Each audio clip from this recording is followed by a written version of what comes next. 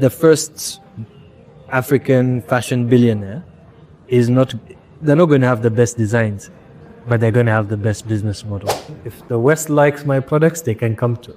We're not going to go and chase fashion weeks around the world. Matthew Rugamba is the founder and creative director of House of Taio, a fashion house born in Rwanda and embraced on the global stage. But the journey didn't begin with runways or global recognition. It began with bow ties, crafted by hand, driven by passion, and rooted in curiosity. From those early pieces in Kigali, House of Taio evolved into one of Rwanda's most influential fashion brands, earning international acclaim. More than a designer, Rugamba is a cultural architect who understands that fashion is both art and enterprise. His passion has matured from craft to strategy, mastering not only fabric and form, but the business fundamentals that sustain creativity. When I started to realize how difficult it was, I knew I had to go all in. Patience. Patience has been the hardest lesson. Yeah. Tell us more.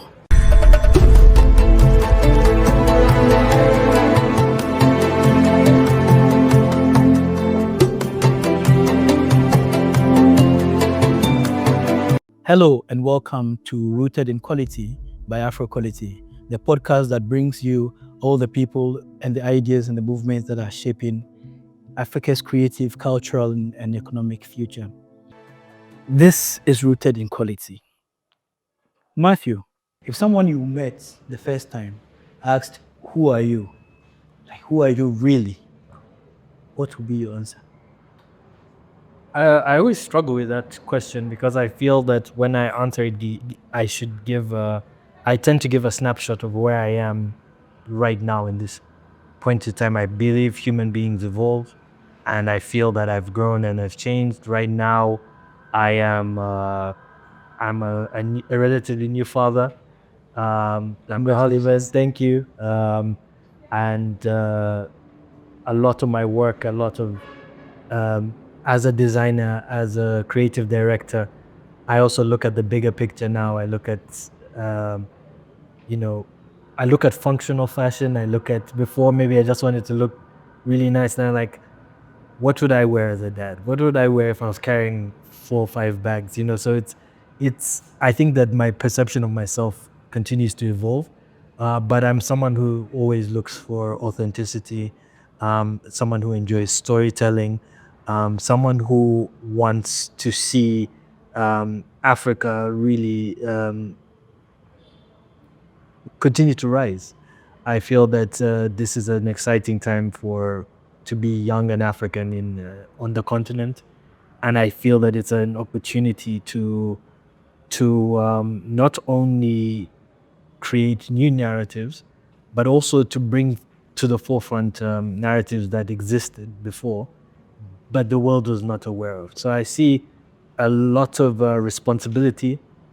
I see responsibility for myself as I've now become a senior fashion designer in Rwanda, in the industry. So I have to look at, what practices I'm taking on, what ways I'm doing business. It will impact whether a parent lets their kid go to fashion school. So I see a lot more responsibility in my personal life, in my work life. My team has grown over times, and I just want to do good work.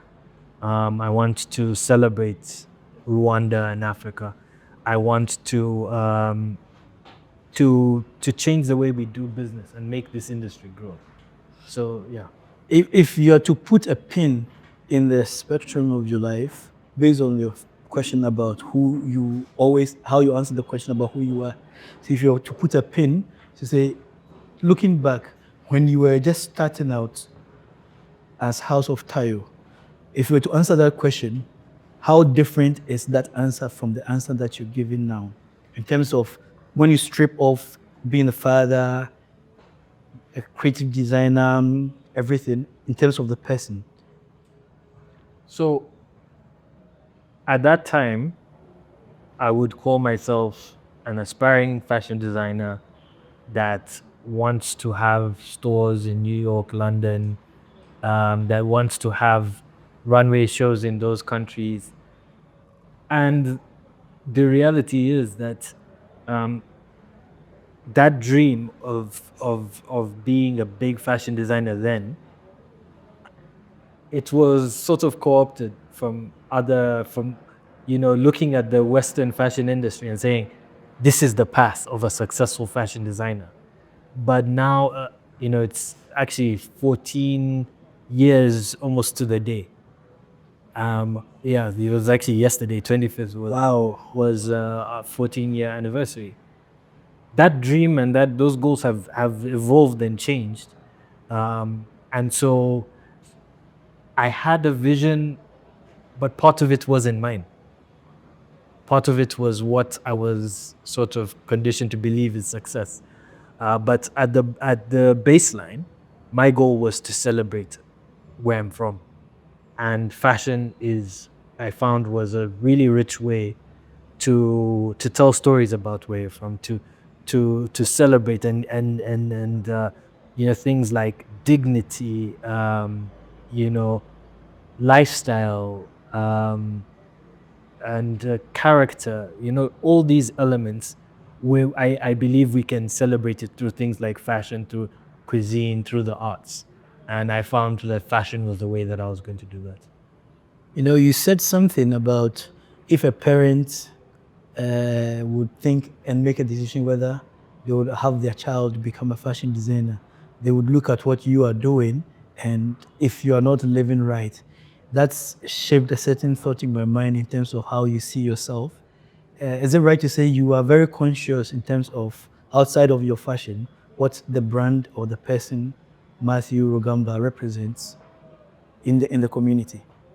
I think that because I know the obstacles I faced when I was starting out, and you do have people who are closest to you who worry that I don't know whether they can succeed in this industry, but it's because they don't have an example for you to follow. Reference. There's no reference. So one of the things that really motivated me in the early days, especially, and it still motivates me now, is I have to show the brand growing.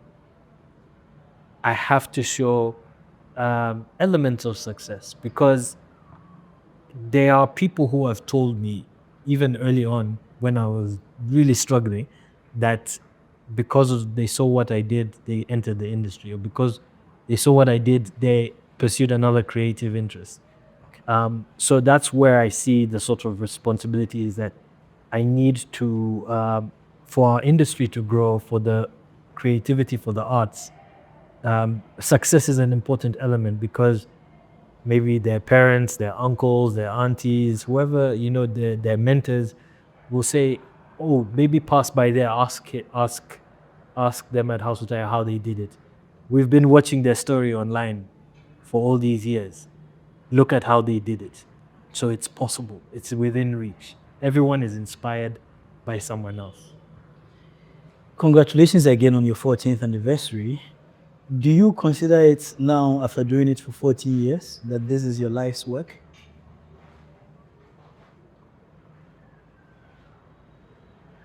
Yes. Or maybe to put the question differently, in another 14 years' time, would we find you still building House of Taio? The hope right now, I'd say the hope is yes, but I also hope that it will have evolved. Definitely. Not just within fashion, maybe within other elements. Okay. It's become so tied to my identity. To be honest, I've not really existed in any other work space. So I've shaped my company, the way I do admin, based on my experience. I have not existed in another really, like whether it's a corporate setting or I did this straight when I was in school. Out of school, I started when I was in school, and so I hope that it will have evolved and taken even a different shape. I feel even just to make life interesting, um, people take on different roles. Maybe my role will have shifted within the company. But still, your effort will be on growing Yes.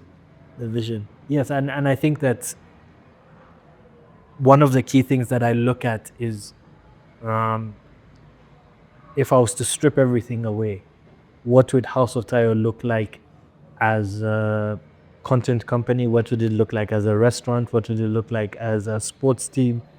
And if I'm able to identify characteristics and elements that remain consistent in each of those settings, then the sky is the limit.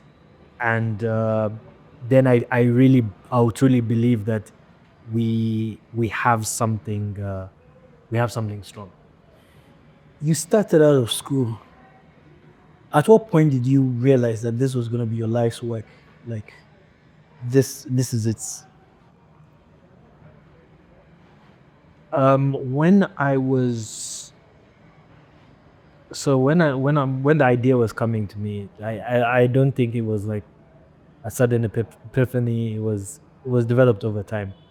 And I remember looking around and saying, university is the only time I'll be surrounded by um, peers who are so experienced in so many different things. And so it was a great opportunity to start something. I didn't know what it was going to be, but it was a good opportunity to start something. And there were so many people I could ask for advice. My first photographers were my classmates, models were my classmates. People that did some of the editing, graphic work were my classmates. And I don't think I would have started anything outside of that context if I had entered the work space, work environment. Um, when I started to realize how difficult it was, I knew I had to go all in. I knew that eventually I would have a family and maybe I wouldn't be able to take certain risks.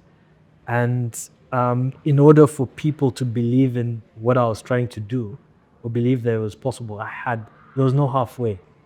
Halfway wouldn't have got me here. I had to go all in. And if I failed, I failed. Still so I was still very young, to be honest. And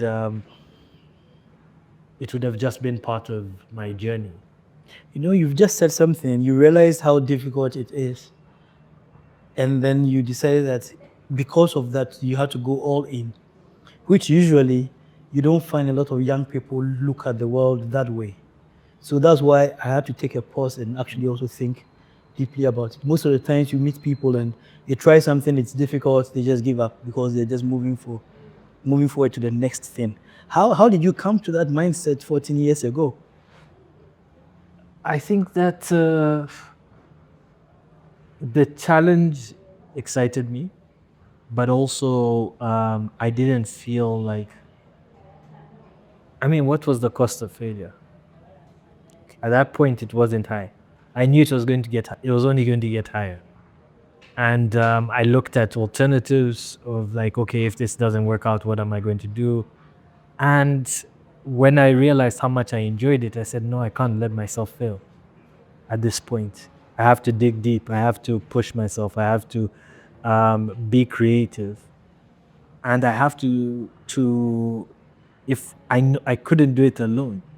So for people to believe in me, they need to see, especially at that point when you couldn't even really guarantee any salaries. And I needed my team. Even now, I need my team to continue to trust in me. But that also comes from determination and a drive and a self-belief. Now, touching on belief, but in the area of your work, there's a concept that I found whilst researching for this that's attributed or you've spoken about Afrodandism. And to be honest, until this year's Met Gala, where there was something around, I think Black Dandyism or something was the theme, I didn't know what that was. And so now looking at 14 years ago, you structuring your style around the concept of Afro-Dandyism, like what exactly was that and what does it mean to you versus what maybe the rest of the world might interpret the concept of Afrodandism? So when I started House of Taio, I was, to put it bluntly, I was frustrated. I was really frustrated and annoyed by the perception that many people had of Africa, and I felt it was one dimensional. Even in situations where, many of my classmates at the time, I studied international relations. They're incredibly well read. They stay on top of the news, but perceptions of Africa remained, rooted in, it's poverty, there's famine, there's disease, and they can't govern themselves. Elements of that, and I thought to myself, if these are really educated people who are bombarded with this narrative of Africa, there's something I have to change, and I believed I could do that through the arts. Now, from that sort of frustration, I said, how can I present an alternative narrative? Oh no, or just another side, and I felt that the only way to sort of combat such negative stereotypes and stories is to have something uplifting that celebrates dignity, pride, in one's heritage, and so I knew it had to be related to formal wear, but then what is formal wear? Where did suits come? The traditional suits came from England, and then the world co-opted that, and through colonialism, it spread around the world. I wanted to say, but how did we start to make it our own? And so I started to do research about different subcultures around the continent, the way they dressed, and why did they dress a certain way at a particular time. And I was looking at all the independence movements, and those independence movements were sort of coupled with transition in fashion, And music. and music, exactly. So I wanted to, the idea of dandyism in I guess in its earliest form was not, they didn't see it as coming from Africa. So I thought that phrase would perfectly describe the nuances and the differences of the way, in particular, African men dressed for occasion. And another element of it that sort of inspired me, I would always remember going to church at Easter, especially Easter, some Christmases, and Christmases I would be in the more rural area, and people don't earn that much, but they're going to church in in well tailored suits, polished shoes, the whole concept of Put on their Sunday wear, Sunday Exactly. best. Yes. Exactly. And I said, this shows the respect for an occasion, the respect for scenario, and that honestly, I only really saw it in Africa, where there's such high regard for a particular occasion, you know, especially, and you're seeing it weekly for church. Yeah. And I wanted to sort of capture that, where it's not about the money that's in your pocket. Obviously, the more money you have, maybe the more you can do, the more stylish you can be. But even with the minimum, it's a mentality, So all those different influences sort of shaped my idea of Afrodandism, and I felt that as House of Taio is introduced to the world, this is the lens I want to start with. Obviously, we would evolve to do many different things, but that was the lens that we had to start with, and that's the lens and that's sort of the concept that sort of propelled our work online the first time I posted. You know, it's interesting what you say about the way Africans tend to think about occasions and prepare and plan for such. I had my own root shock, like at a point in my life when I had left Ghana, and then I went to church somewhere, and I was surprised about how the thinking and the mindset around going to church was versus how in Africa, and I want to believe it's the same in most places, where you'd want to put on your Sunday best for church, and that's like an occasion. Yeah. But in other places, there was nothing like that. Exactly. But you talked about it, and it just hit me that it's actually very real. I'm wondering how many other times or scenarios like that Africans tend to occasionalize it, but for most people, they take it in the stride like as a normal thing. That's very interesting. But you observed that. How old? Do you remember like how old you were around that time when you picked that nuance up? It was, well, I was around 2021, between 20 and 22, really. But I think that it was in the back of my mind. But when I went to university in the States, is when it became a lot clearer. You know, I was talking to people who had never seen a tailor, and I was like, man, all my big events, I had to go to You a had to tailor. go to a tailor. You know, and everyone in my family, all my friends, had access to a tailor. Like, it's like having a barber. You might have a family tailor. Yeah, Same as you're a family doctor here, you're a lawyer. exactly. So, and realizing that that's such a foreign concept for some people. And I remember for I think it was my confirmation, and for my confirmation, I had to go, and I was like 8 or 9. I had to go and pick the fabric, and then take it to a tailor and sit, and watch clothes being made. There was so long. I remember standing up, and I could feel the bench for like the next 30 minutes. And my bum and the bench had become one. You know, I didn't realize it took so long to make clothes. Yeah.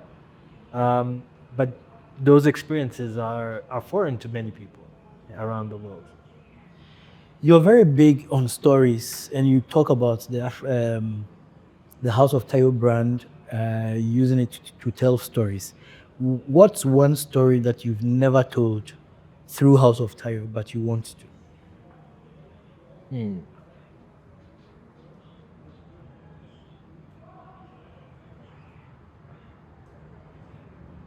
You know, I think a big part of stories for me is also about timing. And there's some things that I feel have not been fully formed to tell yet. And I think that there are many stories that I want to tell about the journey, about the challenges, about how every day you have to make difficult decisions, about,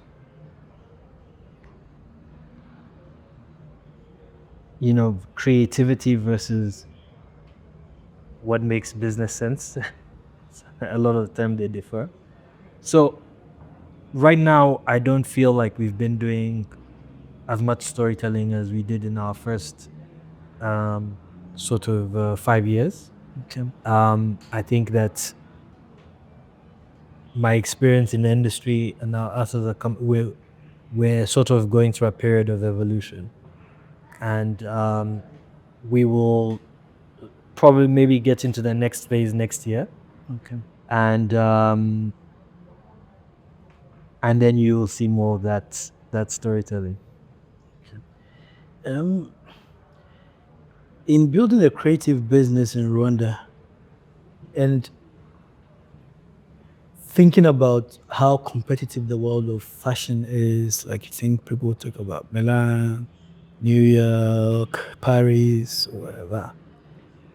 Did it ever cross your mind that people would underestimate what you are capable of just because you are coming from Rwanda and basing and operating from Rwanda? Because you went to school abroad. Yes. You could have decided to say, okay, this is what I want to do, but I want to do it in London, other place. So did you ever think that coming to do it in Rwanda would make people underestimate you? I would say, funny enough, that more people underestimated me here than outside.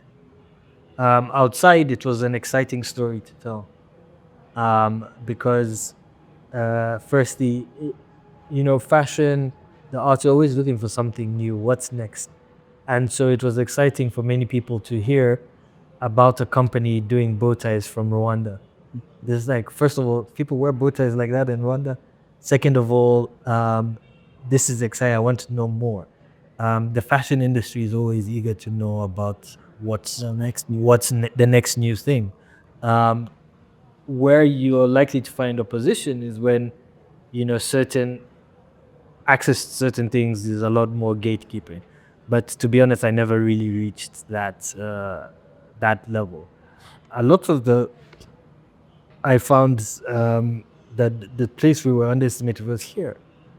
Where someone is like, I'm not going to pay this amount for your product, Because you look like me. yes, or you made it here, and we basically had to prove ourselves every time a customer walked in. So you drove all the way to our store, walked around. There's something that brought you to the store, and yet you keep trying to downplay the work that We are doing. you wouldn't have come if there was nothing that attracted you to the store in the first place. You see, two things have come up from what you just said. I think the first part, which maybe will also help with our listeners, is you talked about making bow ties out of Rwanda and how novel the concept sounded when you're out there in Europe and other places. And I realized that the story around how House of Taio started, actually, we haven't touched on it. That you actually started off making bow ties before now you expanded into different categories, right? Yeah. Okay, so I just thought to put that out there so that it gives a lot more context to our listeners to be able to understand the journey and the trajectory of House of Taio. But the second part of what you said about somebody who would come and they've heard nice things about the brand, everybody sees the quality work that you do, but still they would want to question whether you are worth that much. Do you think it's a factor of how we value ourselves, or people want to transpose the value that they do not have in themselves in using it to assess how you see yourself and how you price yourself? I think that when those scenarios happen, obviously it frustrates me, but I also once I cool down, I have to think there's a reason why that happened. And from my understanding, is you have a whole machine around fashion from the West that is pumping out these stories and the placement in movies, in TV shows, and on our TVs. That's the only content we see. So I always say that by the time you purchase a product, you've been conditioned for a long time. And so we would just pop up on their Instagram page, and then they walk into the store. I said we're not conditioning people to desire our product by doing that. So how I started getting people to wear my products with the bow ties in particular, I focused on something that existed in our society: weddings. So I made sure for the first couple of weddings, I'm telling all my friends, listen, I know you probably only have 1 or 2 suits maximum at this stage of your life. If you change the bow tie, if you wear a different shirt, you'll look like you have 6 or 7. And so I was giving out bow ties. So people go to weddings and like, I saw like 8 people with these bow ties. Let me go and look for them. So that was a part of us conditioning our audience to take a deeper look and consider our products. So whenever something, I think, when it fails, or when people walk in and they're questioning something too much, it's because we haven't set up I guess the world for our product to exist. We've not done the social marketing Exactly. to make our people view our products the same way they would view products from other parts of Exactly. the world. I was telling somebody once that when we were talking about building Afro quality and how difficult it is and all that, and I said that one of the things that's come to me that if you take a brand like LVMH, they've done the hard work because there's a lot of work, years of consistent conditioning of the market to think the way they think about a Gucci or a Louis Vuitton. And as African brands, we have to understand that we can't take any shortcut. If we genuinely want to build the brands that would last, then you have to be ready to do the work and be prepared to say, you don't cut corners when it comes to how you shoot your videos. You don't cut corners in terms of how you represent the brand out there, because those are the little things that add up to create that mindset. But most of the times, African brands struggle with that kind of approach because you assume that because I'm from Africa, because I'm from Rwanda, and because I've done it, so give me the space and allow it to go, even when the consumer in their mind is like, he's evaluating you and comparing it to his experience that he just had when he entered the Louis Vuitton store. Yeah, exactly. So it's a good point that you have made. And at the back of it is also to keep in mind that at that point in time, the responsibility is on you to say, you know the journey, you know what you're doing. You have to carry the customer along Exactly. that journey. It's very insightful. Thank you. Thank you for that. We'll shift gears a little bit in this conversation since we've gotten to talk a lot more about what does it say in terms of our retail systems. And I've touched on it, I think, in my last comment, that sometimes it becomes easier to be able to assess a brand that is next door, that is from Europe, or let me put it differently. Sometimes it's a lot easier.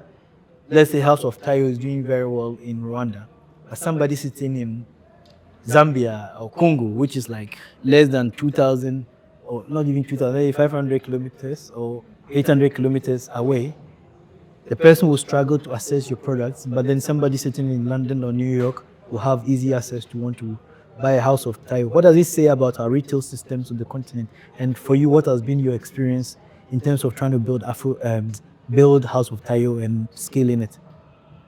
Oh, that's been a nightmare. I've always told people that people close to me that the first African fashion billionaire is not they're not going to have the best designs, but they're going to have the best business model, because that is such a major pain point.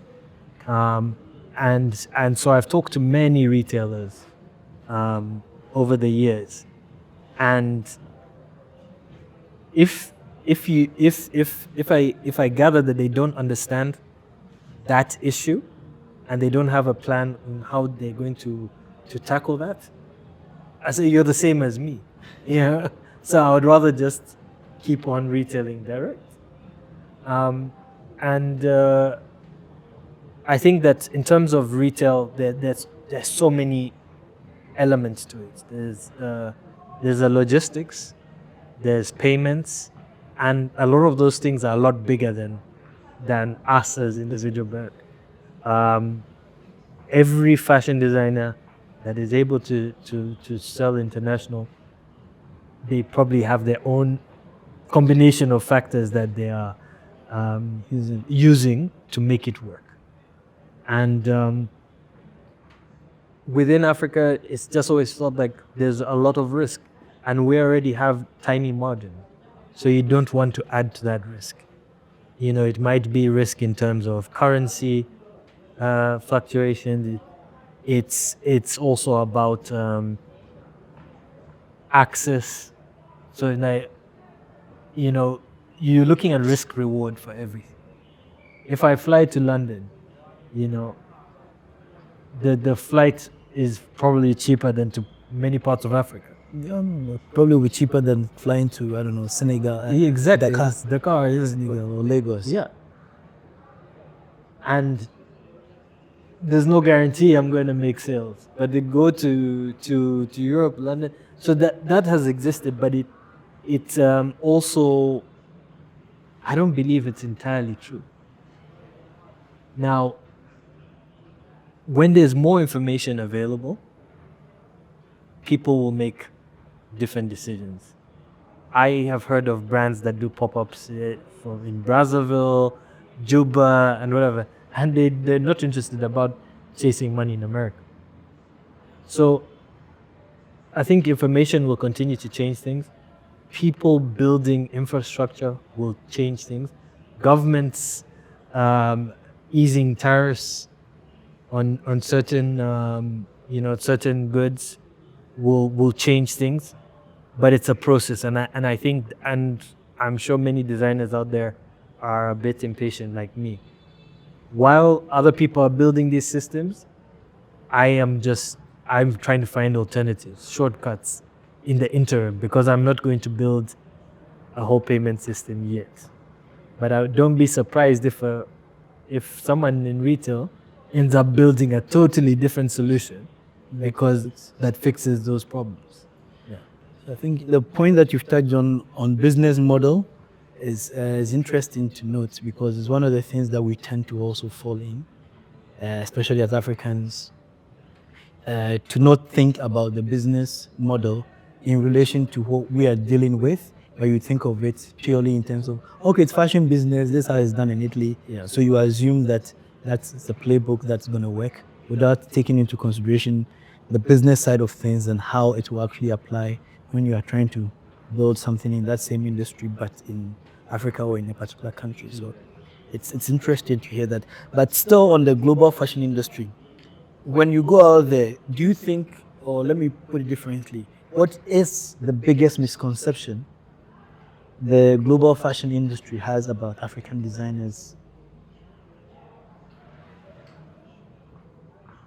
I remember I did an interview with Huffington Post in maybe 2014, and I basically said, stop calling African fashion tribal.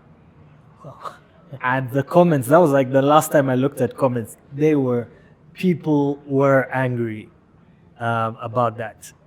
Really angry, because it was part of a long interview, but it became the headline. Can you repeat that again so they come back and add comments to this interview? I think now the world has evolved a lot more.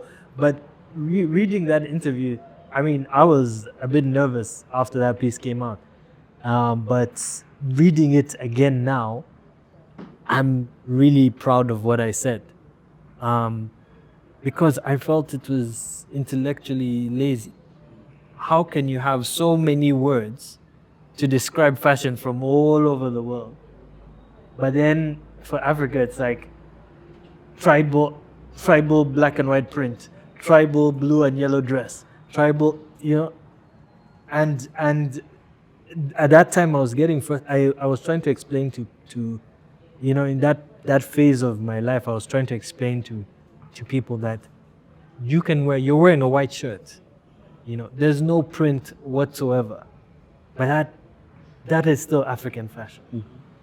If clothes are made maybe just for particular body types that are predominant on the continent, that is African fashion.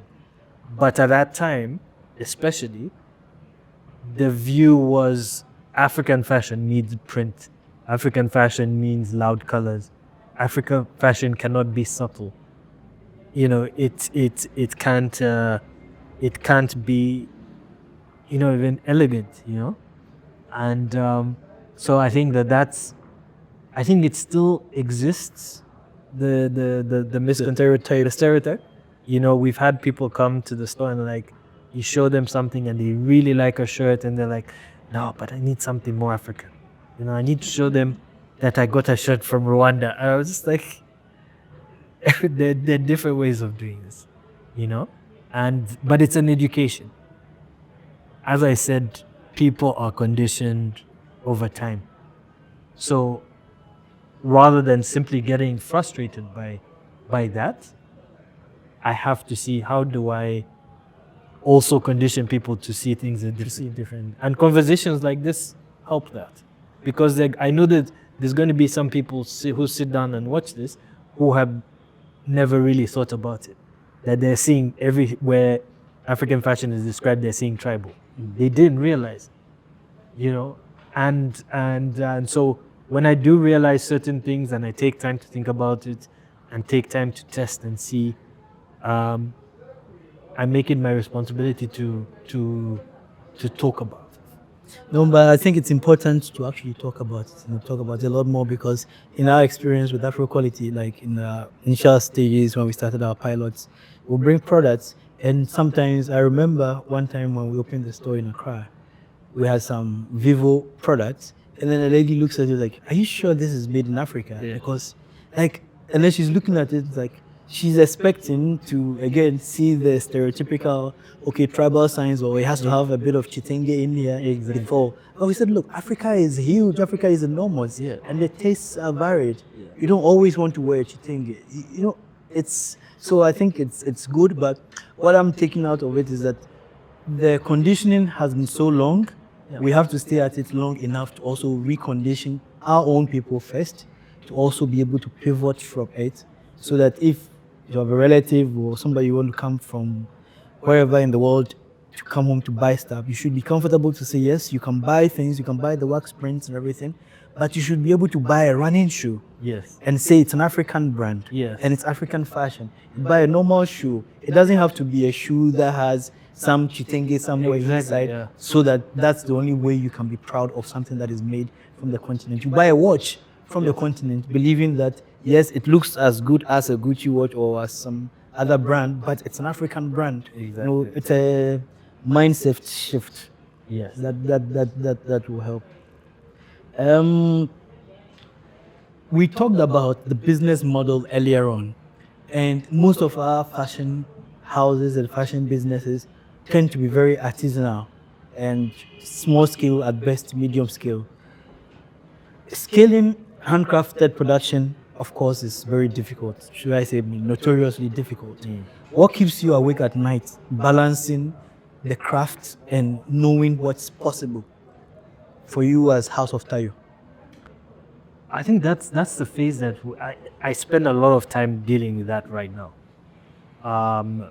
Often we have to block off custom orders for a couple of weeks at a time to be able to work on new pieces, new stock, and we will make them knowing that people are not going to purchase them immediately. We're going to have to get them into the store, try them on, see a new style, and then sometimes we have to discontinue popular styles. Just like saying, I'm not going to make money, but we have to do it so that people can try new things, and so we can introduce new things into the market. Now, it always feels like a chicken and the egg thing, where to increase our production, we have to know where we're going to sell, and to increase our production, we have to have new suppliers that can supply us in large quantities, and at the same time, we have to, as we try to transition to do bigger quantities, people need to walk into our store and be able to say, "Oh, can I order this shirt, but can I have this detail here?" So we're sort of in that transition, but for us to continue to grow and for us to make money, we have to do more mass production. The hope is that we find experienced production partners who can assist us with this transition, because it's a whole different ballgame. It's not as easy as adding 10 more tailors, 15 more tailors. There are systems, there's new technology that's coming out frequently, and there's a lot of training that's involved. Yeah. So, from what you're saying, because it brings me to mind the idea of having a system to scale up production beyond it being handcrafted, but to be able to still maintain that level of detail and authenticity to it. And so it comes to basically like production, having bigger production scale. Now, how do you juxtapose that with the trend that is happening in the world today, where there's a lot of conversation around slow fashion because the industrialization of fashion has become so huge and there's so much waste. And there's that seeming push for Africa to go the slow fashion route. What's your view on that? I think that I have a couple of views on that. I think that when you do talk about slow fashion, it's an important element of it is the business model as well. So and the supply chain. So slow fashion might not be in the actual making, but maybe the textile takes months to put together. To get one, yeah. Yeah. But then, if as a brand you've made the decision to go down that path, you have to be so strict about the storytelling. You have to be so strict about communicating why that is valuable. And I think that sometimes it's a responsibility that people overlook, and why maybe some of these slow fashion brands, start strong and fizzle out. So it's a complex thing, and and I think that it's something that I continue to develop my views, and I expose myself to so many different production spaces, cultures. I look at India a lot. They have so many elements of slow fashion, whether it's beadwork, hand embroidery. But what I love to see, especially when I've looked at artisans in India, is that beadwork embroidery it's almost like an application, becomes part of a garment that is made maybe a bit faster. So that It's like a bit of a merger, merging the fast fashion infrastructure with that slow fashion artisanal stuff. exactly, and I think that that's one country that I've been looking at quite a bit. I look at, okay, what artisanal work is going on, and how have they, first of all, how do they keep it alive? How do they keep these skills within their How do they make the business also make sense? exactly? So maybe it will mean that we are part of something else, or we're creating a piece that is part of a bigger puzzle. In terms of, if you're looking at sustainability, maybe if you have a shirt and the textile takes, I don't know, maybe 3 months to weave, maybe it makes more sense to sell rugs. So I still think that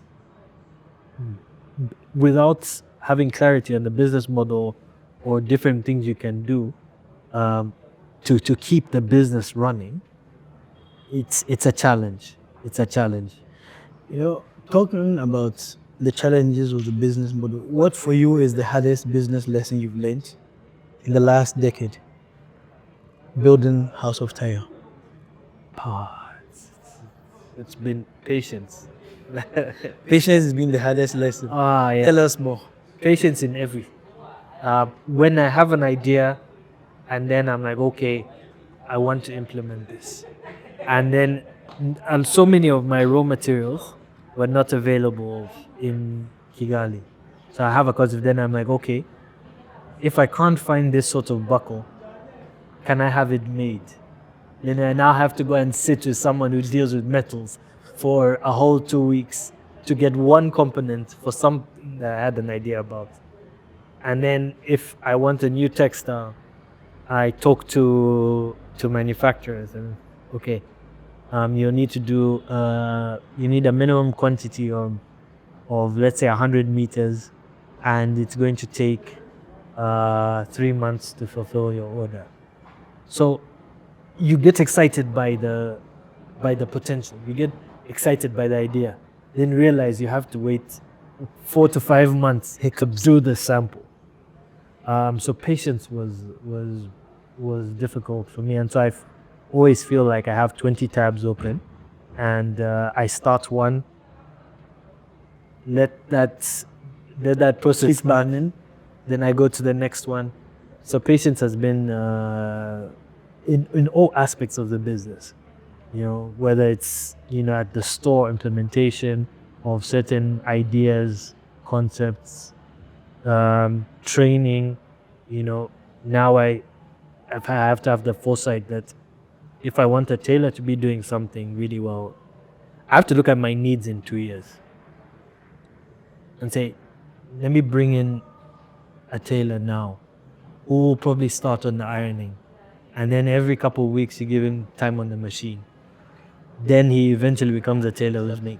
But in so many aspects of the business, I can't go out and get the finished product of a component that I need to fulfill what the end goal is. So I've had to learn to be patient. Patience. And I don't know, I think the African fashion industry has been patient enough. But if you look at what's happening now, there seems to be a lot of, I wouldn't say obsession, but a lot of excitement and interest in African fashion. Do you think, or do you see it as a trend? Or do you think that it's moving and helping to create a proper industry so we can actually talk about African fashion as a business and as an industry outside of it being like a artisanal holiday, something that you buy to just show off to your friends? I think that I think that the interest has sort of been building, but I do feel like there are elements of, I guess, a trend. Like when you're looking at the proliferation of African arts and fashion and music, cuisine into the global stage. I think the first versions of it were taken by the diaspora, and I think I would credit Nigerian diaspora for taking so much from the continent into the most remote parts of the world. Please don't add the Ghanaians as well. No, definitely Ghanaian. But I feel like so many African. But I remember the first time I heard Afro beats in London. I was just like, whoa, these people are playing these songs here. Traveling. Yeah, this was sort of when House of Taio was emerging. So so that's part of the reason I feel that people adopted this. No, but people started to adopt. Okay. And pick interest in our brand because they started to hear African music in clubs. Restaurants started, they started seeing more African restaurants. They started to see more Africans on their screens, and then naturally people are looking for fashion.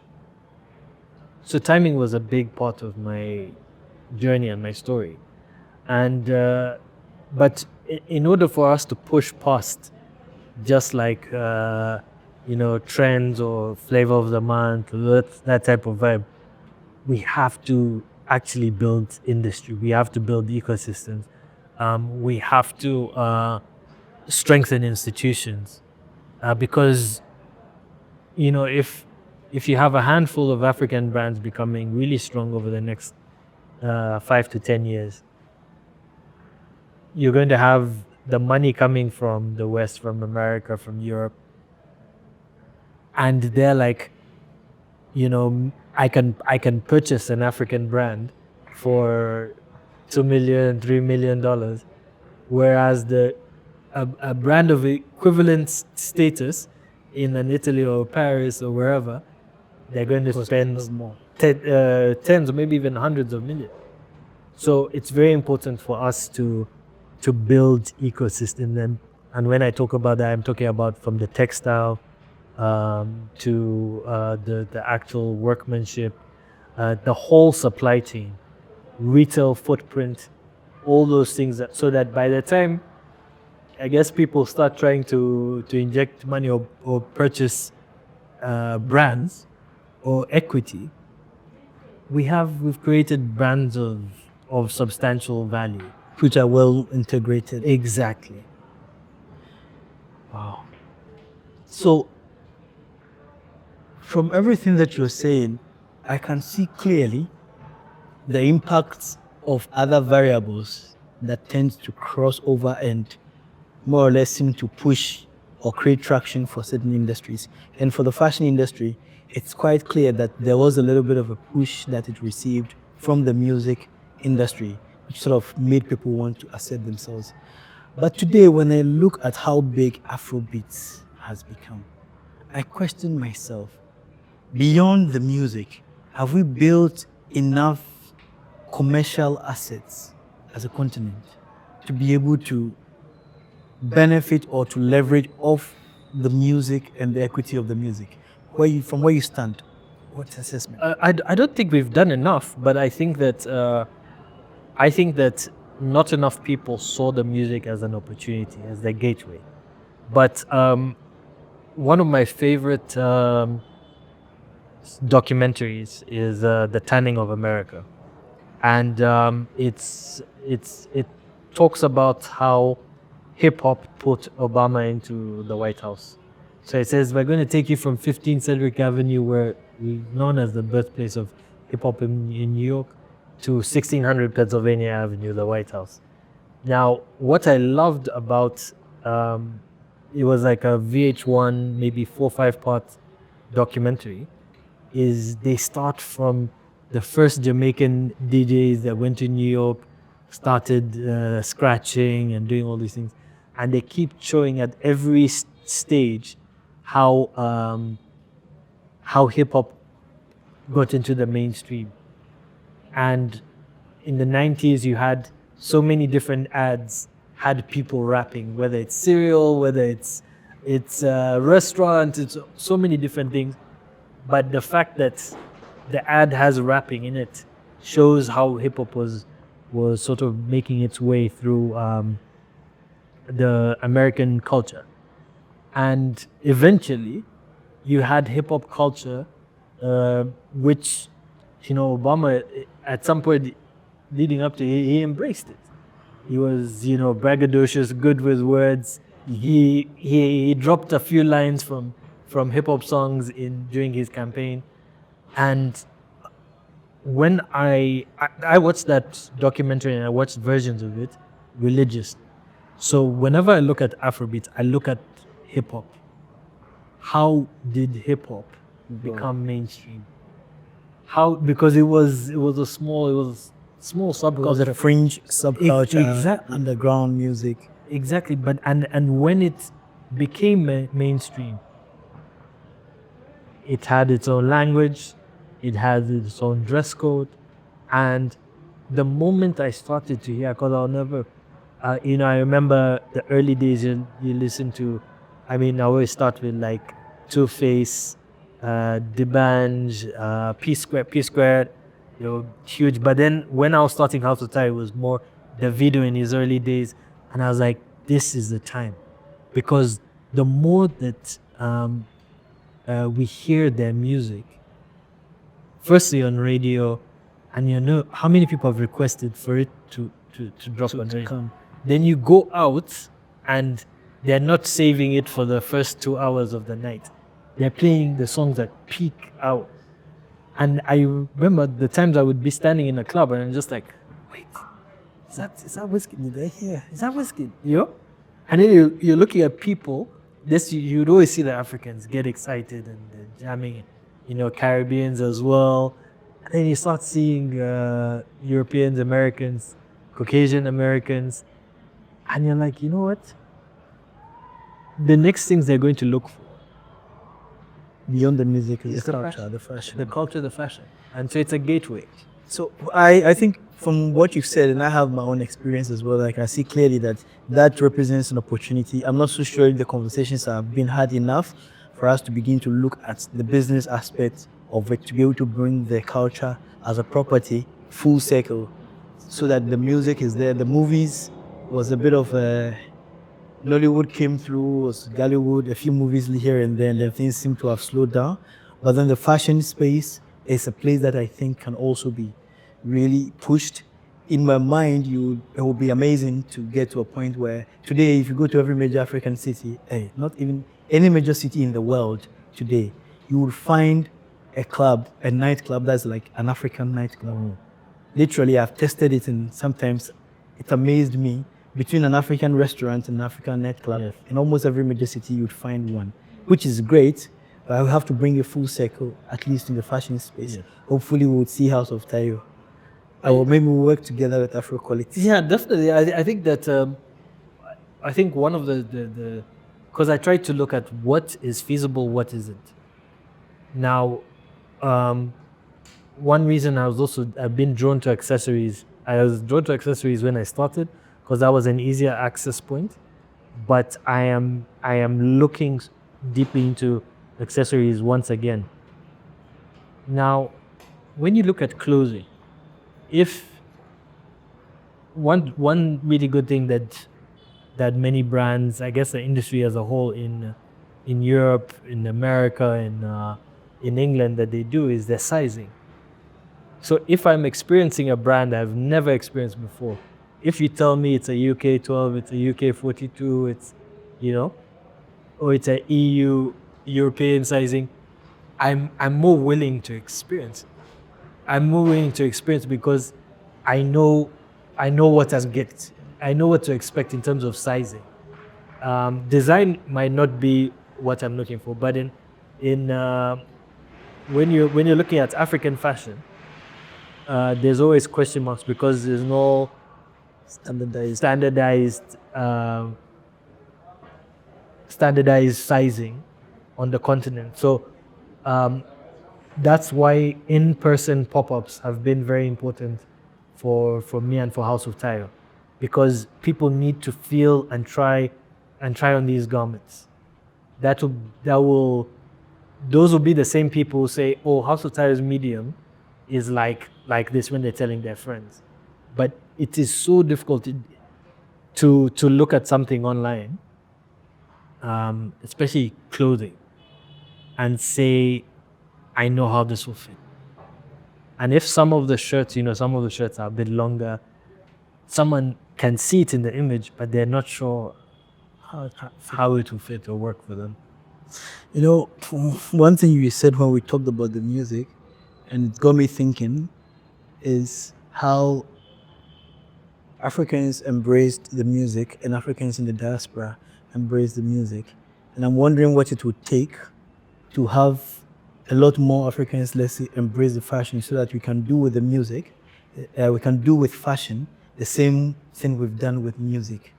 What do you think has to change? Is it the mindset that has to change? Is it infrastructure? Is it policy? Well, policy is an interesting one. I would say first and foremost, you have to create, as a fashion designer, if people are not buying my products, I have to create the occasion for them to wear my products. People have to see clothing in movements. They need to see it in life. So you have to create the context. Some people are, if someone is wearing, standard suit to work every day in somewhere in London or, maybe in New York, then they have this shirt that they love. But sometimes, especially if you're not a bold fashionista, whatever, they're waiting for the context to wear it. Yes. They're waiting for the context to wear it. Someone going to invite me to a dinner, whatever. So I think that we also have to create the context for people to wear these items and celebrate them. It's difficult for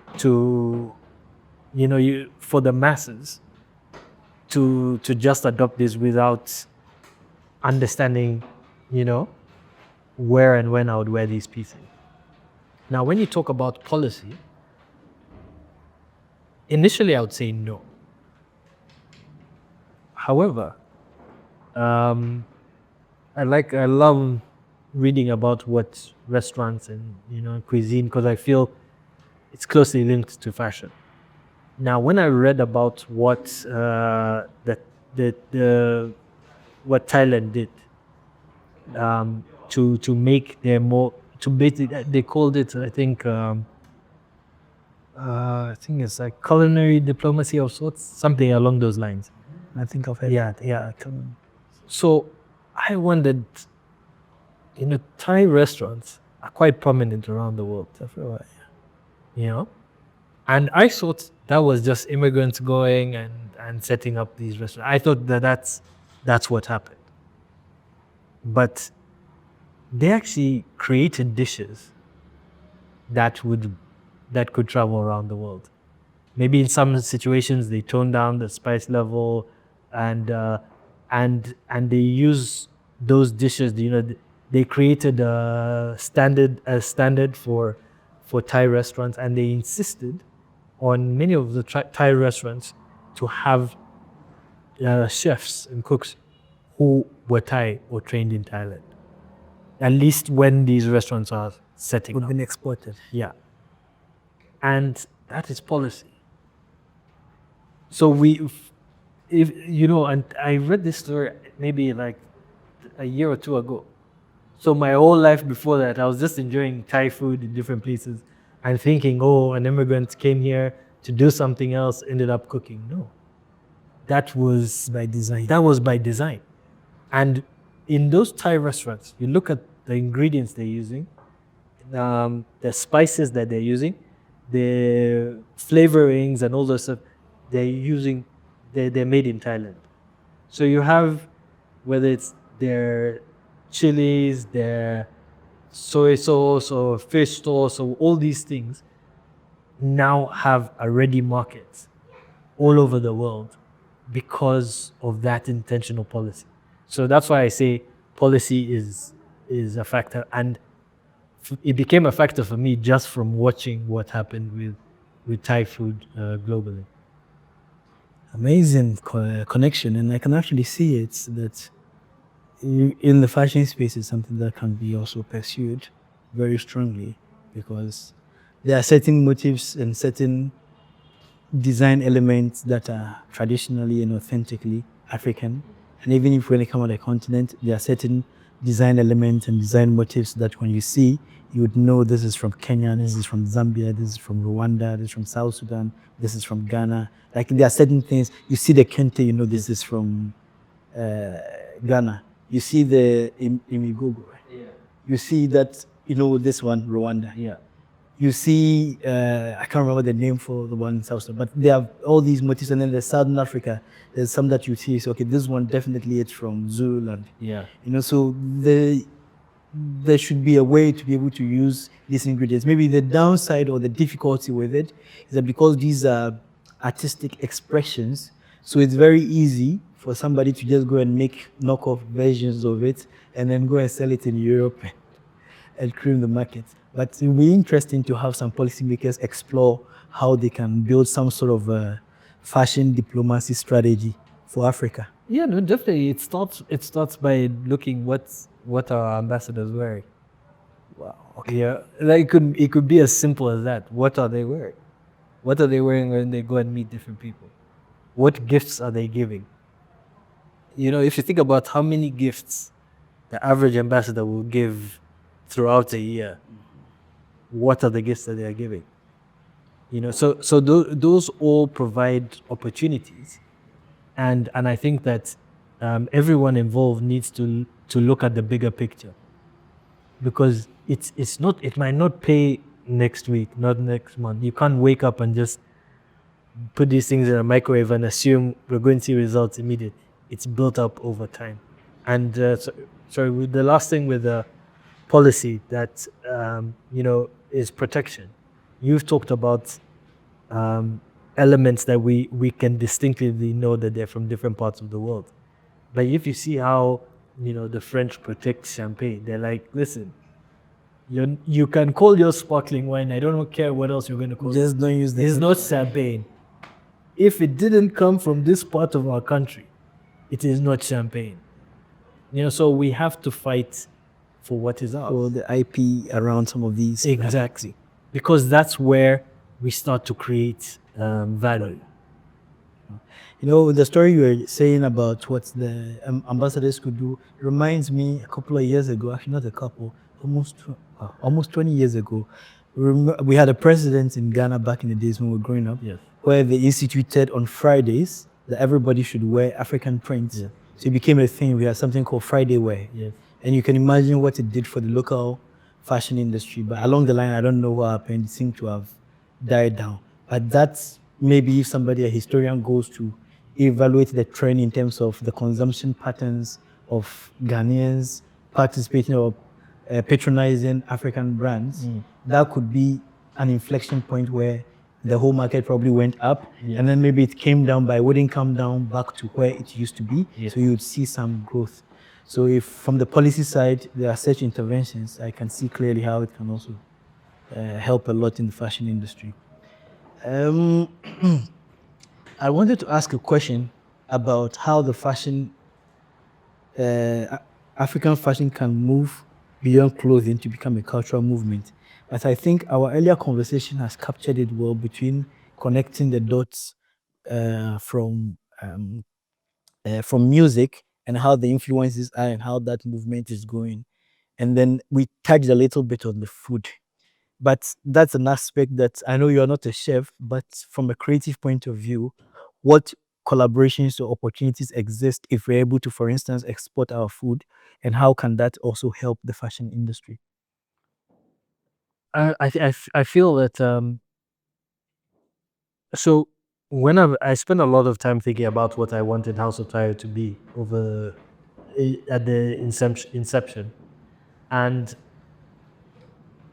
I thought about experiences that gave me a positive impact of or positive reflection of a different culture, and it was I was looking at things that were easy access, like music, food. Um, those are those those two, I will even call them arts. Those two arts. Yeah, performer hooks. Yes, they're hooks. And I will want to learn more. You know, so it's an entryway. I look at the art as an entryway, and I knew that what I wanted to achieve can only be done with the arts, because intellectual debate and GDP this, GDP that, even intellectual people get bored of that at some point, you know. But the arts, it's about feeling, you know. It's about like what made you feel a particular way. I've enjoyed songs where I don't know what they say mean, but the song made me feel a particular way. And so I do feel like um, when I look at cuisine, when I look at film, when I look at music, these are entry points. And as a African fashion designer, it's also on me to identify and see who has made a breakthrough. You know, how can we work together? Or when someone comes to my pop-up in London or New York, how do we give them a fuller experience? Authentically African experience. You know, maybe they smell London coffee, you know, when music is being played, you know, so that when they smell coffee again, they're going to remember us. I think that there are ways of creating a richer experience for people who come into your space to experience the brand, but also we have to find ways of reaching out to different people and pulling them into our world. You talked about the conversations around GDP and the hard numbers getting boring at some point, but then there seems to be a disconnect. Do you think African governments take creative industries seriously enough as engines of growth and job creation? Just juxtaposing that with the obsession with all the hard economic numbers when our politicians and economic leaders tend to talk. I mean, I can't remember what year it was, but South Africa economy was bigger than Nigeria's for a long time. Then there was like one weekend where they just added like Nollywood and a few other industries, and in one weekend, because of the way they counted it, or they calculated it, Nigeria surpassed South Africa. And I remember that blowing my mind when I was reading the stories about it. I think that it's important for the data to sort of exist. and there are some decisions that are being made because they're looking at, okay, how many jobs exist in the creative industry right now versus maybe agriculture or versus steel or construction, you know? And if I plucked someone from a vocational school or even just someone off the street, how quickly can they be earning from a particular industry? So I do believe that numbers are important, information is important, and it's a responsibility of many of us within the industry to to have as much, I guess, data as possible. Because if someone is looking at it from I guess from the Helicopter view. exactly well, from above, and you're glancing, and our leaders have to make many different decisions, and you're like, okay, we have limited budget, we have different things we need to do, where do we put the money? And as people within the fashion industry, within the arts, we also have to make a case for ourselves. We have to, and then we also have to, I think I remember from one of our early fashion weeks, we, I mean, you're trying to put a collection together, you're trying to organize a fashion week. Then we said, but no, we need like an infographic. And so you're trying to figure out all the nationalities of different people who've come to your show. And then when you put that information in a nice infographic, even us who are in this industry were like, oh, wow, 100 different people came, and then when we started to count not just our employees, but supports, like maybe the guy who does the garden once a week, another person who Provides you buttons or somebody who exactly, when someone who does my deliveries, we have the same people that do our deliveries. And I started thinking like this in 2015 when I went to Stockholm, and it was a number of us from different aspects of the different sectors of the creative sector as a whole, and they were telling us what they did. And one of the things that they did was redefine what is the creative industry. So people who are making video games and whatever to the music industry, and they're selling millions of albums. The video game, I think that time I went in about 2015. I think Minecraft had sold for like 1.5 billion, Skype had sold. But those are parts of their tech, but they're parts of the creative industry. So at that time, I think it must have been significant. I know it was well over 30% of jobs in Stockholm were from the creative connected in the creative space. And that's why language and communication is so important. Because if we're not doing that, then it looks like It's an afterthought. Yeah, it's peripheral. exactly. So there's so many different important players we need within our industry, and some people, it's to collect data, collect data to explain what is going on the ground. You said something very interesting that is shaping into the next line of conversation, which is how fashion businesses and creative industries in general collect data and how much value we give to the numbers. Because most of the times people tend to do it for fun or from a passion point of view and forget that at some point the numbers will be called in hard and they need to be able to stand up on their own. There's a lot of evolution in the world of AI, and people have talked about it. From where you sit, how do you see new technologies like AI impact fashion? Maybe you can talk about it first from the point of view of data collection, for instance, and getting the insights that hitherto we did not have to even know the real size of the creative industry. So I think that we need to find ways to use the new technology in a way that grows our businesses. I think that we also need to be aware about who also built these products, and we have to be, I would say, even cautious, because if you do build, I think what we've seen a lot in in the world politics today is when you are too reliant on a system and then people decide to pull the plug on it, what happens to you? Yeah.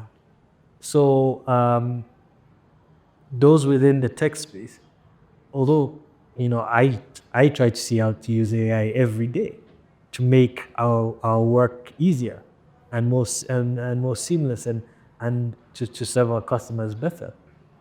But I try to remind myself every time I get excited about a new function or something I did a lot easier, a lot faster.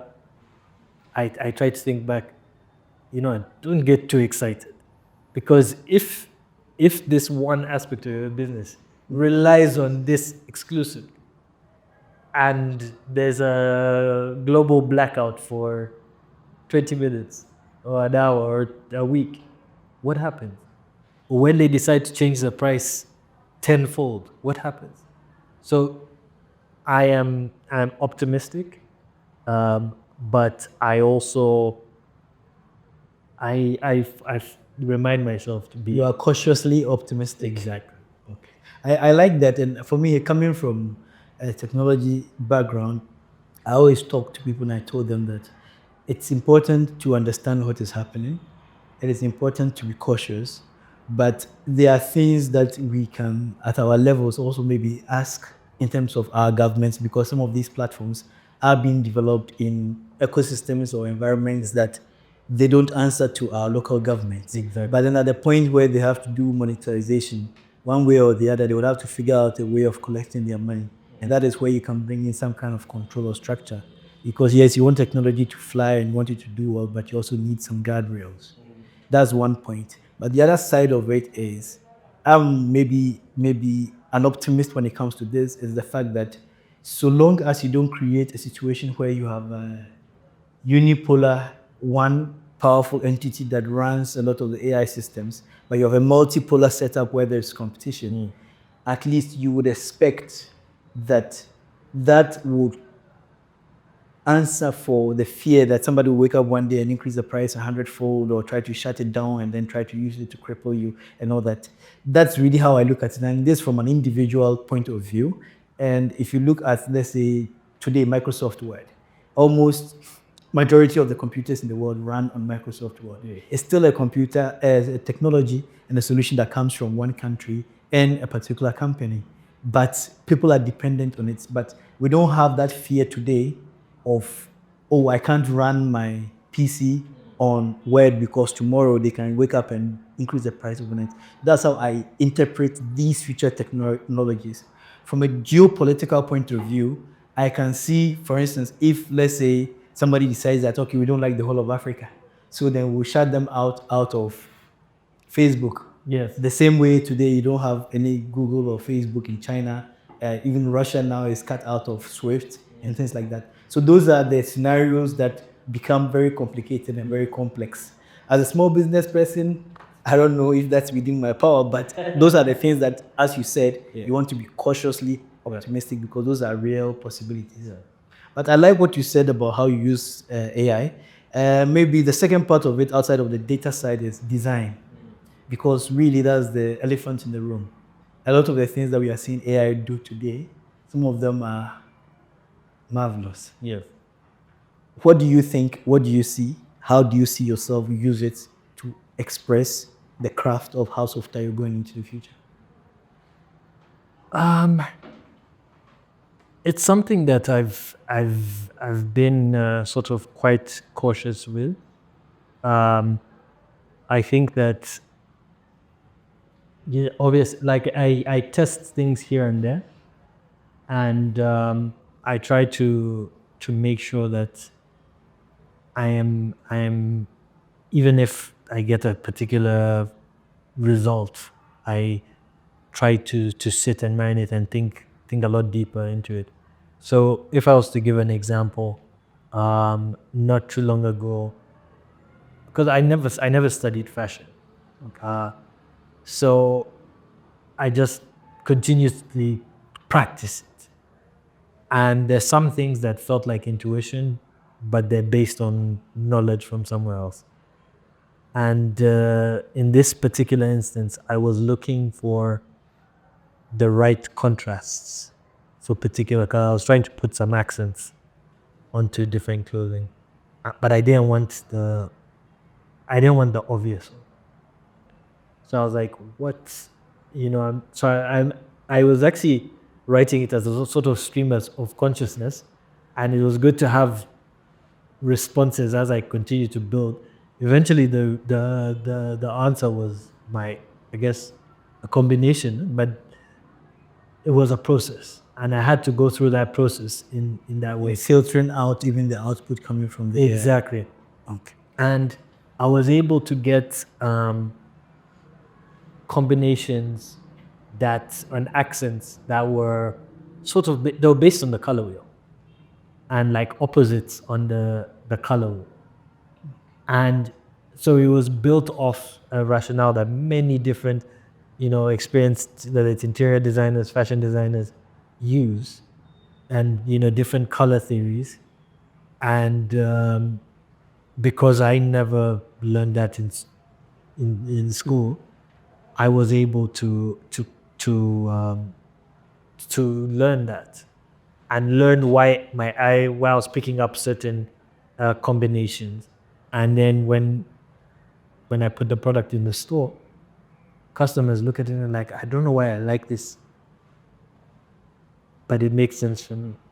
And it was so interesting. I don't usually spend a lot of time at the store. I'm mostly at our production space. But it was interesting to see how customers interacted with those products.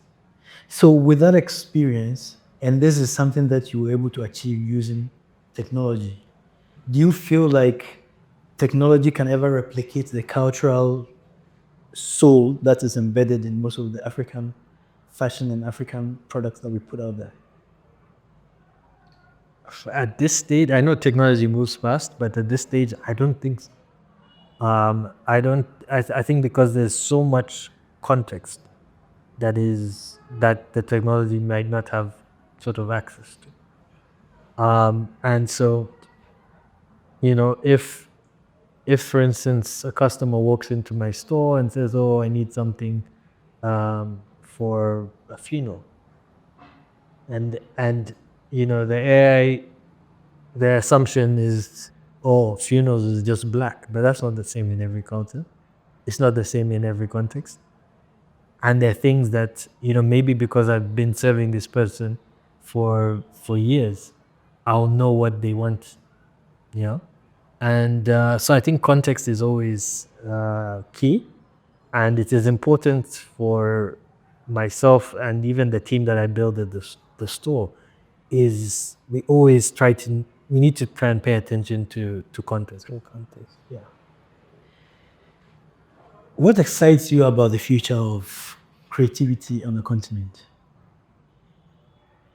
I think the thing that excites me the most is that we're just scratching the surface.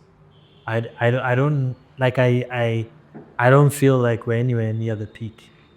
Another thing that excites me is we are beginning to consume a lot more of our products, and we are able to now.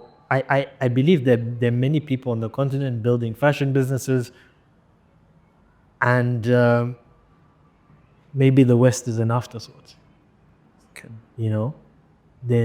I remember when I was starting out, and then people kept asking me, "Oh, what's your autumn winter collection is going to be like?"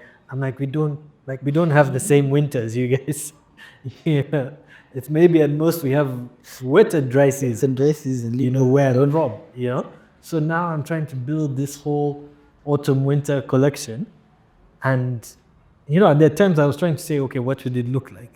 And then at the end of the day, I'm like, it's not my context, and I'm selling here primarily. So I think that we're starting to see more brands that are just like then if the West likes my products, they can come to. We're not going to go and chase fashion weeks around the world. I will go from Cape to Cairo to find my clients, and and the rest of the world will can come find me where I am. I think that's exciting. Beautiful. If you had to bet on an emerging trend that would define the future of African style in the next 10 years, what will it be? That is that's very challenging and something that I continue to think about. But now we'll go back to numbers and data and the youngest continent in the world. Whatever it is, it's going to be driven by the youth and what the youth want to celebrate, what the youth want to embody. And so, although I think I'm still quite young, I'm looking at the youth culture. I love just coming here to Zaria Courts and looking at kids playing basketball, watching what their style, looking at what they're wearing. I like doing this in many cities around the world, but I'm glad that Kigali is now having more and more centers where you're seeing youth, and so I don't know what it's going to be, but I do believe that it is going to be driven by the youth.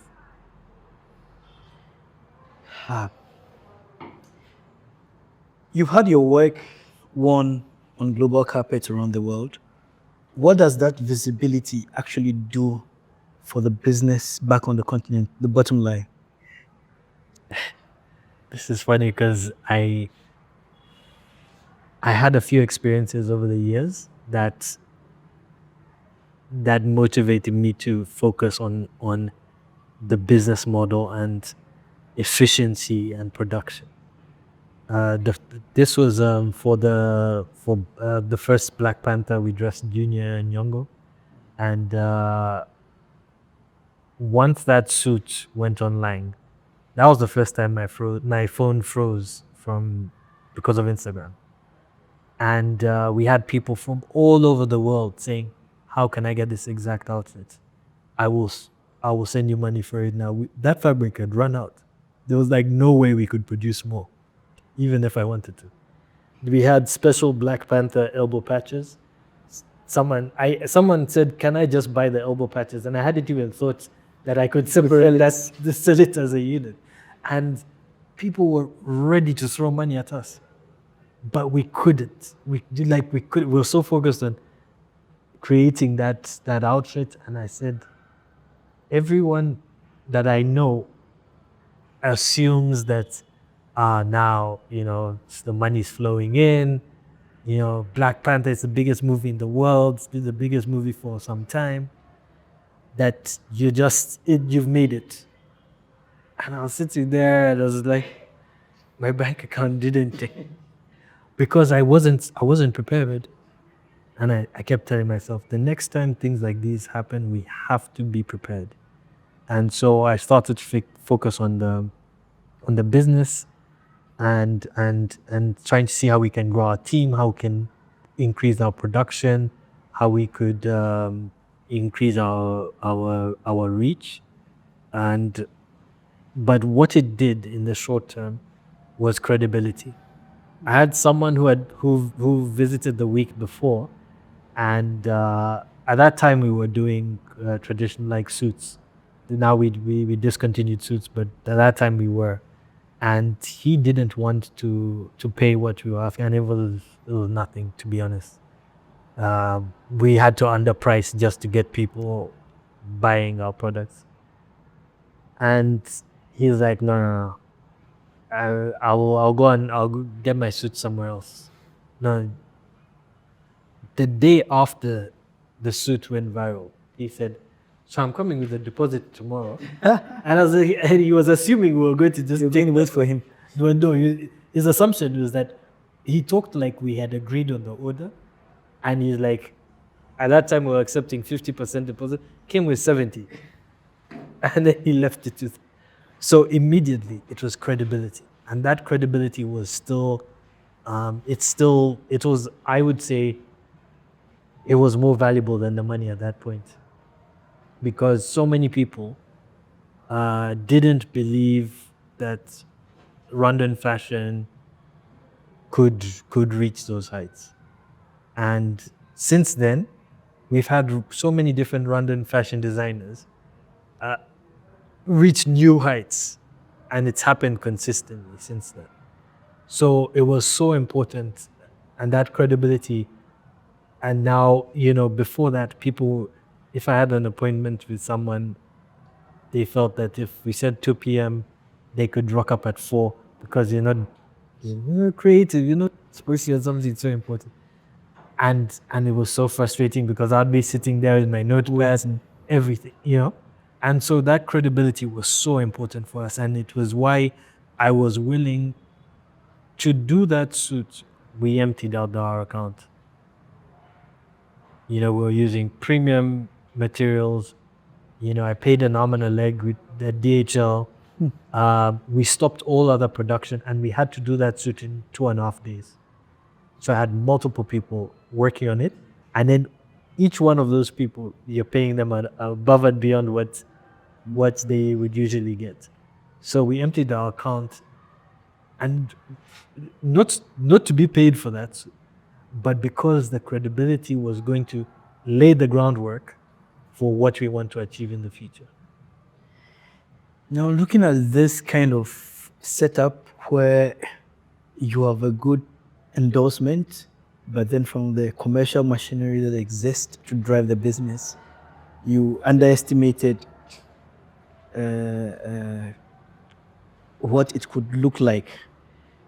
I'm just thinking, because I've heard this from a lot of creatives, so it gives me the sense that is that we think about the businesses, but we don't think about them in terms of structurally what it takes for it to be like an LVMH or an H&M or something. Is there something missing in the way creatively when we are building businesses we look at things? Why does that happen quite often? And that's not even your experience. I'm sure when you talk to other creatives, they will all keep telling you the same experience. I think about 3-4 months ago, there was another African artisan that was making, I think, shea butter or something, and they got some endorsement from a big media entity somewhere, and they couldn't meet the orders. So I was like, another one. What's missing in the value chain for us as African creators? I think it's because where many of us are building for the audience we can see. Okay. Whereas the internet, social media has made the world a lot bigger. And it's so easy to go from 0 to 100, but it is dangerous when you don't have the infrastructure or the setup, because you will sign almost any deal to try and fulfill that demand. And a lot of times it might not be the right deal. So I think, the way I'm building House of Taio is one eye on our immediate audience and the one we can see and we understand. But then what would happen if we had to scale up significantly? What would it look like? So it starts with the ideation of like, what would it look like? And the times I'll sit and just daydream and try to think, maybe when I'm going on a run, I think, what would it look like? I think that's the starting point. Then you start to explore. And that's why it's important for me to now, I transitioned from, if I'm looking at where I source my products. Previously, I'm looking at Kigali. Kigali is a small market of people who buy my products. So I have to make sure there's variety all the time. So I'm buying small batches, like maybe 30 meters, 40 meters of a particular fabric, so that we make a couple of shirts and then you don't find them again. But when you're trying to go beyond borders, that 40 meters has to transition to 200, to 250, to, eventually to 1,000. So every year I push myself. I'm like, okay, our button supplier, what is their capacity? Can we start doing samples with another button supplier who can reach a bigger capacity? My fabric suppliers are like, okay, what is the lead time for you to make more fabric for me? Can you make the exact grade? And so I start by looking at the raw materials. Then from the raw materials, I'm looking at production, and I'm still looking for the right production partners to be able to significantly ramp up our production. Then from that point, I'll look at retail, and not just retail. I mean, I've had more conversations regarding retail, so I have a general idea of the people who that I could work well with, and that's part of the reason we're having this conversation, because we were on the same wavelength for these sort of discussions. But we can't skip the product. I don't want to have just one shirt in every store and say I have a footprint. I don't. What you're saying, and maybe this is an opportunity to make a plug for Afro Quality in the podcast. And one of the core motivations for wanting to build Afro Quality has been what you just said in terms of the journey, that we have a lot of instances where African creatives or people making things because of your reality today, so you produce for that context. But if we don't have any machinery or any setup that prepares you to be able to produce en masse, then tomorrow when the day in the sun comes, it's like moving from 0 to 100. And that one, there's nobody, even if you are, I don't know, Superman, to be able to meet that demand. But then in an environment where we've created a machinery that allows an artisan to get comfortable with the idea of, okay, now I can produce, I used to produce 100, but now I'm producing 200, 300 because I'm distributing instead of 2 countries, I'm distributing in 20 countries in Africa. I am not a global brand yet, but my products are in 20 countries because there's a distribution infrastructure that I depend on.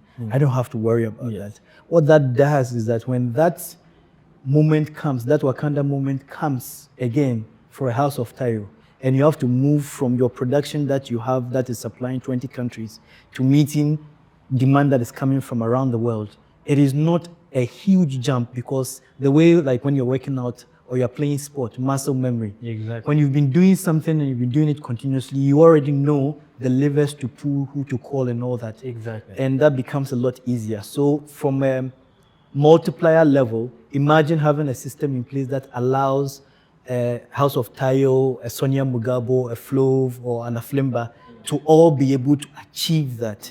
That's really the thinking and the mindset around building a business like Afro Quality.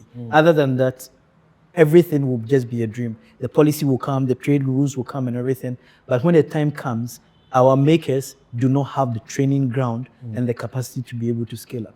Exactly. So yeah, that was my pitch for Definitely. I agree with you, and that's why, these conversations.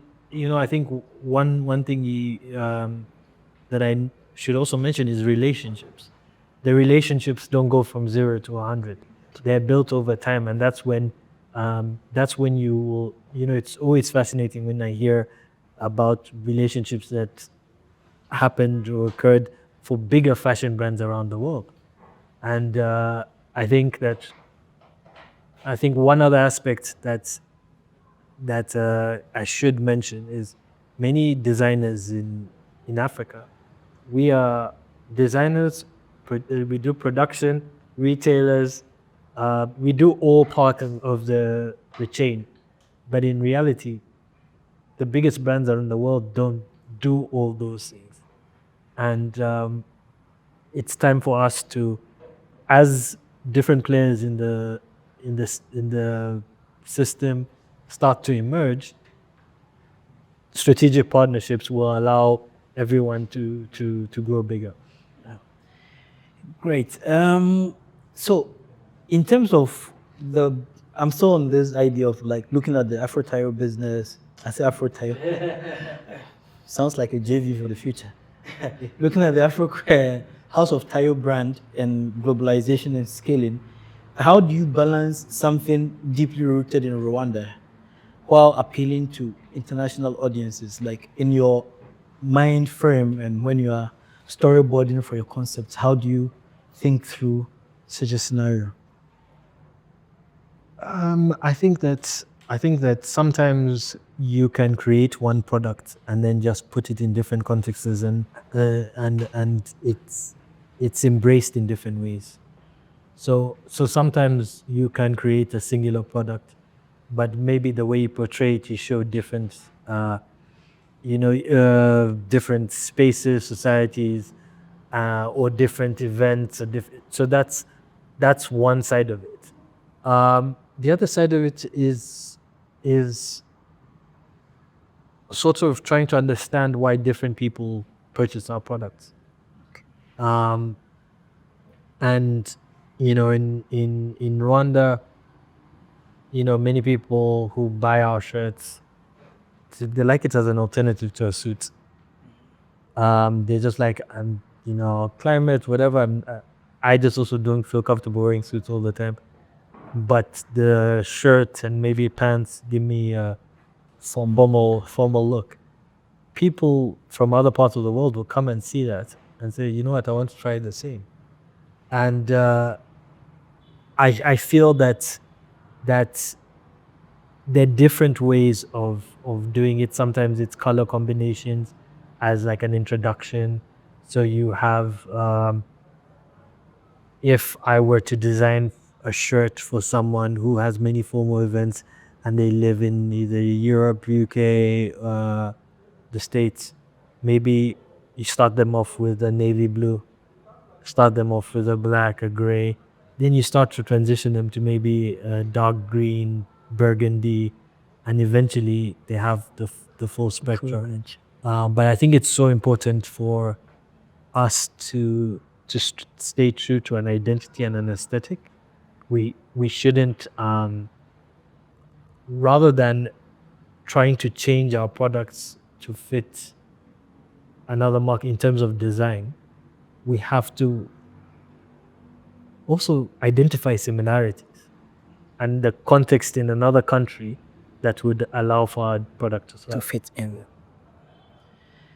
Do you have a playbook for expanding House of Taio to other African countries, other parts of the world in your mind when you see the vision for House of Taio? I don't have a definite playbook. I learn every time I have a new experience, but I think the most important thing for me, entering a new market, whether it's in Africa, whether it's in the West, is by physically getting the products there for people to experience. It might be a short-term pop-up, it might be a more established retail partnership, and so that is key, to see if your products even work in that space. But aside from that, I know I'm probably not going to set up a House of Tire shop in many of these cities. So it's about finding the right partnerships that will allow us to take our products into these different spaces with with a minimal burden. There are people who are taking on the risk to break into new markets. There are people who have better market understanding and sort of will create that cushion for us when we try to take steps into new markets. Matthew, as we get to wrap up on this conversation, I want us to touch a little bit around your views about your work so far, impact, and legacy. But since you are big on stories, so maybe let me put this question in. You've worked and employed a number of people, artisans from the very beginning. What's one story of impact that stays with you in your 14-year journey?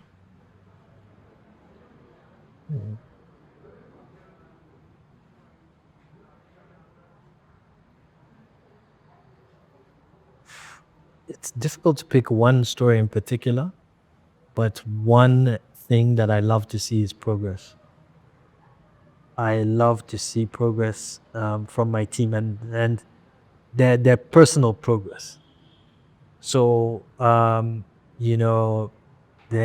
guys who joined the team who had like one pair of shoes, and you they were grateful to come to work just because we had lunch. Yeah, and now they have families, they have mopeds or shoes, but they have a motorbike, stuff like that. So it's exciting for me to come to work every day, and I'm seeing progress from their personal progress, because it's showing that our work has impact, and it's I've taken a personal interest in you know are you kids going to school? And I feel like I go a bit beyond the HR now, and Becomes like family. yeah, it comes like family. There's some I have some staff members, they came talk to me and said, listen, my wife doesn't have a job.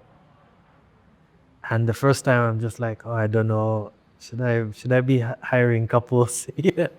And and I was just like, the fact that they decided to have this conversation with me, let's let's see. And it also feels like a big responsibility to know a household depends on our success every day.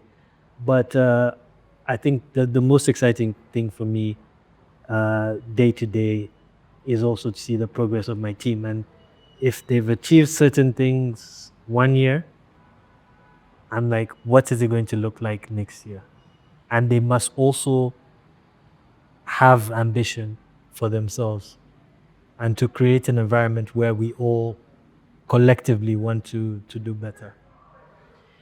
On feeling the sense of responsibility, do you at any point in time feel like, from a cultural representation point of view, you have the whole of you have on your shoulders the need to represent Rwanda culturally when it comes to the creative space and the fashion space to the rest of the world?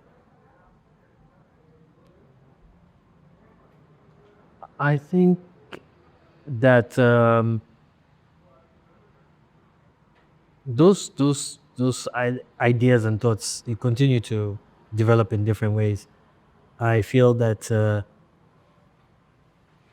what is representing Rwanda, and I think of, if creatively I said we only need to do Rwandan inspired design alone, I think that's limited. I think we need to look at I enjoy looking at Africa as a whole, but I think that representing Rwanda also includes doing well as a brand from Rwanda. And whenever there is success that has been born from here, that is representing Rwanda well.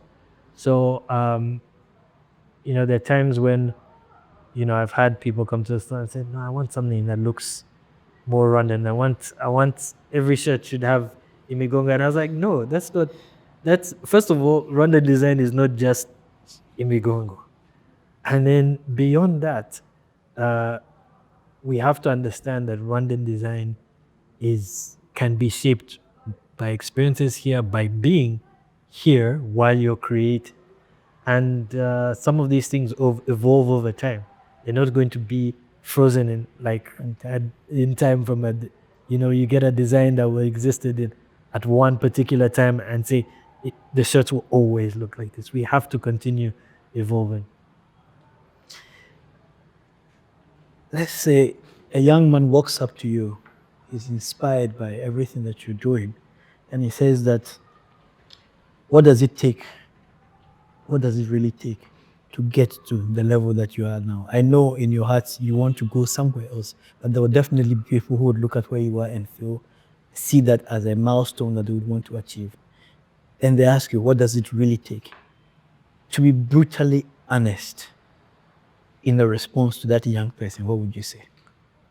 I'd say a couple of things. Self-belief, a strong sense of self, try and know yourself. What makes you tick? What excites you? What disappoints you? What upsets you? What do you think might make you special? You have to have that strong sense of self, because you now create the conditions that allow for you to do good work. another practical thing, a practical thing that I would say is important is you have to create a buffer for yourself to be fully creative. Um, you you have to create a buffer for yourself to dream. You know, and when you look at artists who've existed in the world, fashion designers, or even athletes, sometimes it's their family, it's their friends, it's their partner who has been that buffer that sort of gave them the protection Focus. to dream. And that's why it was so important for me to start when I was in school, because I knew I was still staying at my parents' house when I started, and I knew that if I went too far out of that period, I would I would have had another career path, to be honest.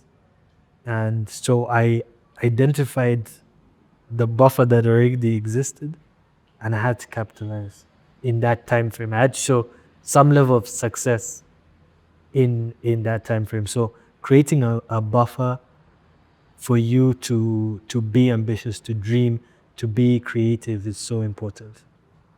And then lastly, discipline. If it's something that you want, you have to be ready to sacrifice a number of things and give it a good go. Wow. So let's say today, Matthew Rugamba is 98 years old. You are enjoying your life somewhere, retiring, standing in front of a mirror, and then you're looking back on your life. If you imagine yourself at that age, what's one thought you think will be on your mind? Try to live a life with minimal regret. But I do think at a certain point, at different points, I try to take stock. Okay. And so if I was 98 years old thinking about my life, I will think, did I live my life authentically? And authenticity is is important to me. And there's some things that work out, there's some things that don't work out. But I will think, even when I look back at decisions I've made, about things I've said in the past, like that whole comment about the tribal African I fashion, tribal. yeah, the people using tribal to describe African fashion. Um, I looked back even now and say, yes, I was authentically myself, and my shared my opinion. No, and I think when I look back my whole life, I will think about the decisions I made, um, the thoughts I had, the things I said, were they all, authentic?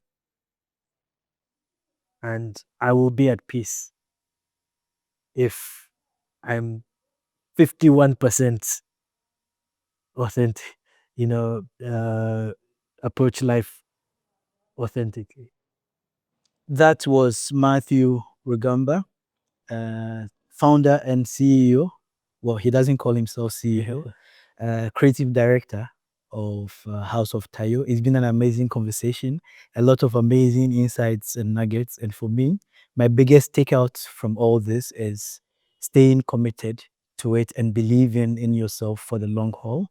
It's been interesting, and we wish you all the best. Thank you very much for joining us. Thank you for having me. This is Rooted in Quality by Afro Quality. We'll catch you again next time. Thank you.